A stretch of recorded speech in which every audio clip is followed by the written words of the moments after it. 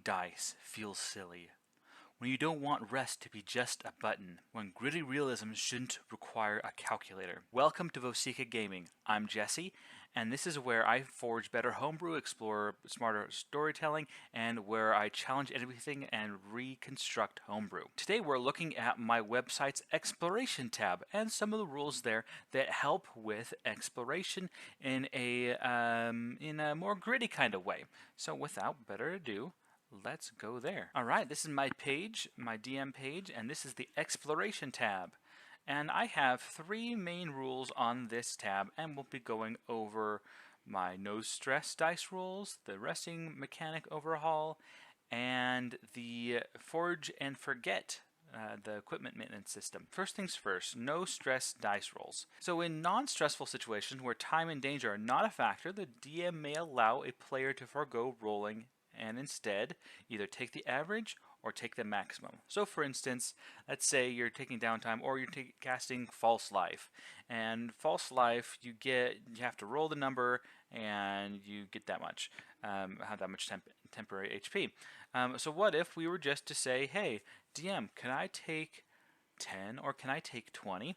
And can I just take the maximum or can I take the average? And the DM may allow just say, hey, yeah, since it's a non-stressful situation, you can take the maximum value there. And this allows you to, in non-stressful situations, to get better rolls, right? We have a lot of this in our healing potions and in False Life, where you're not in combat, and you just want to get a decent roll, right? When you're taking 20, make sure it's not going to be a game-breaking taking 20, so getting a 20 on a D20 better not be something that's like super gonna change the game.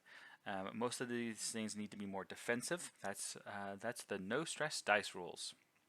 Alright, the resting mechanic overhaul. Now this is not an original idea. This is essentially gritty rest rules, but with a twist. So we have where short rests and long rests take longer to take, and then I also added a quick rest. As you see here, long rests take 3 days, short rests take 8 hours, and a quick rest is 1 hour. I have some lore, in-game lore, from why this might have happened. And let's just say the goddess of rest has fallen, and healing is slow. Recovery demands more than a soft bed and a few hours sleep like it used to.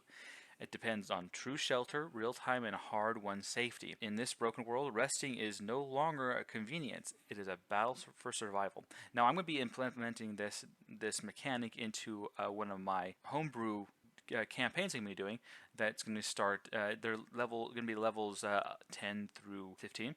And so they're going to have to deal with this. And notoriously, this type of system, where you're taking longer to rest, it's better for marshals and harder for casters, which is what I want. And in this established world, I didn't want to just change the rules with no explanation. In my world, there is actually a real-world explanation of why this happened.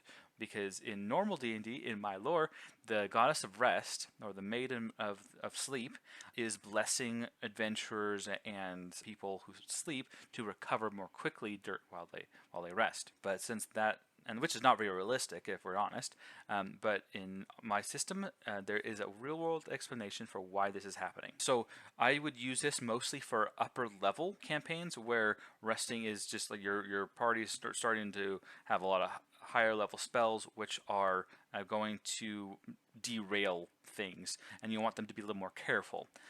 So this is kind of how the system works. So long rest, I'm going to start with the bottom. Long rest is a 72 period of downtime during which a player engages in only sleep, light activity, and essential routines such as eating, praying, or studying.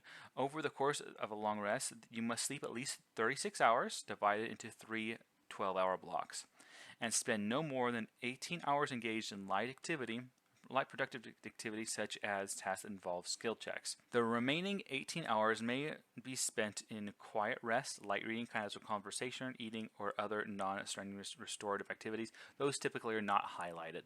And that's long rests. Short rests. These take 8 hours. A short rest is where creatures can sleep, eat, stands, watch, or otherwise engages in light only light activity. To begin short rest, you must have at least 1 HP and be in a secure location. So here are the benefits of the rest. You can spend hit dice. You can spend 1 or more hit dice for each dice spent. Roll it and add your constitution. We're getting that many hit points, a minimum of 1. You regain 1 hit die. Special features. Some special features are recharged. They automatically charge. And this also prevents exhaustion. And this is the special rest. I'm calling it the quick rest. It's 1 hour, during which you bind wounds, catches your breath, steals itself. To begin a quick rest, you must have at least 1 HP and be in relative safety. Benefits of the rest. When you finish the rest, you can spend 1 or more hit dice to regain hit points, adding so you can regain hit points as usual. Additionally, one of your features traits, you regain the benefits of a short rest. So if something recharges, something in your class or one of your features refreshes on a rest, you can choose one of those and regain that use. And so that's essentially it, because you don't want people to be constantly recovering, and you don't want constantly having people have their hit dice. So for instance, if a warlock were to take a quick rest, they could get 1 spell slot back. Or not 1 spell slot. They can get all their spell slots back, or something else. So this is going to be pretty good for warlocks, but it'll slow down a lot of other classes. Now, some additional notes about this system. Some features, such as once per day abilities, may need adjusting. Under the system, they usually refresh once per long rest to maintain control. So you might be able to just say once a day. You can just say that. Or you can do once per long rest, or whichever. Now, some races, such as elves, warforged, and my ranger, which is to be coming up. Elves have a trance, and warforged have sentry race. Under these rules, an elf, or warforged in this case, spend 24 hours of meditation to complete a long rest. Instead of taking the 36 hours, they take 24 hours, and the rest is free time. And that's my gritty mechanics overhaul, and a real-world explanation for why the rest is so weird now. Alright, my third mechanic for this video is Forge and Forget, the equipment maintenance system for role players. So in campaigns where combat plays as background to the story, bookkeeping every dent and scratch can bog down the flow. Forge and Forget is an optional lightweight system that brings a touch of realism and roleplay to campaigns with rich downtime and gritty adventuring. It introduces the breakage die, a simple but effective mechanic that simulates the slow grind of wear and tear without bogging down gameplay. This system encourages adventurers to weigh their priorities, push forward without pausing for maintenance, or take time and gold to mend what might otherwise fail in the worst possible moment. The rules offer a blend of tension, resource management, and narrative flavor that rewards foresight and punishes neglect.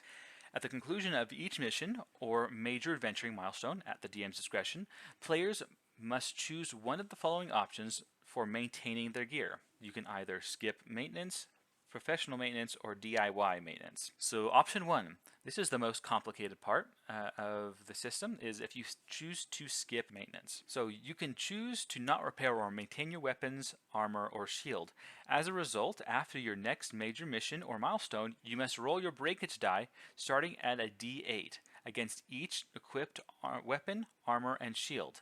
If you continue to skip maintenance across multiple milestones, the breakage die shrinks. It becomes a D6 after the second skip, and a D4 at the third, and a D2 on the fourth, and any subsequent skips after that, increasing the chances of equipment breaking. On any of these rolls, if you roll a 1, that item is considered broken and cannot be used until it's repaired or replaced. Magical gear with a simple +1, +2, +3, not anything else, just those bonuses, is not immune to this rule. But if such an item breaks, it can be repaired by paying its base cost, non-magical item cost, rather than the full magical price.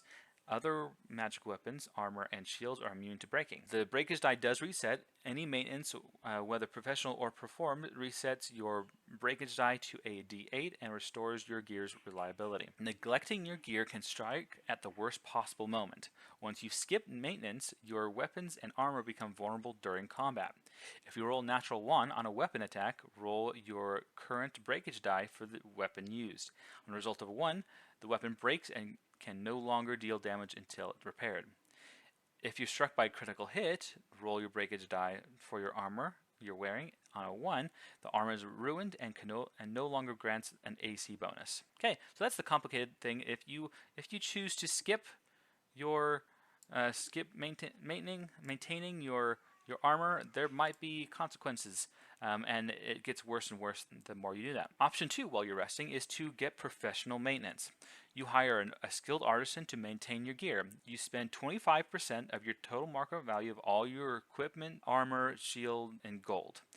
Your gear is fully maintained. Your breakage die is reset to a D8 or is maintained at a D8. And then you can also choose to DIY maintenance, which is fun because many people want to just repair their own things without having to, pay a bunch of money. So you repair your own gear using your own tools and knowledge. You can spend 10% of the total market value on your equipment in raw materials. It requires 1 full day of downtime and proficiency with the artisan's tools. Your gear is fully maintained and your breakage die resets to D8. So this is a fun and a simple way. This Forge and Forget rules is a simple way to maintain equipment to have a gritty feel without bogging down with weapon HP and armor HP and durability and that kind of hardness. It's not fun, especially for people who just want to have more gritty but not rules crunchy. And those are my exploration homebrew rules.